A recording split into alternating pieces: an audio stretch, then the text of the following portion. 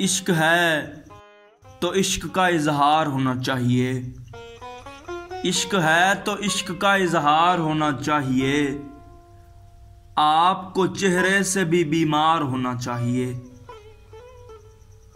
आप दरिया हैं तो फिर इस वक्त हम खतरे में हैं। आप कश्ती हैं तो हमको पार होना चाहिए।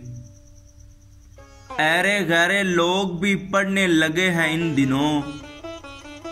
आपको औरत नहीं अखबार होना चाहिए। जिंदगी तू कब तलक दर दर फिराएगी हमें। टूटा फूटा ही सही घर बार होना चाहिए।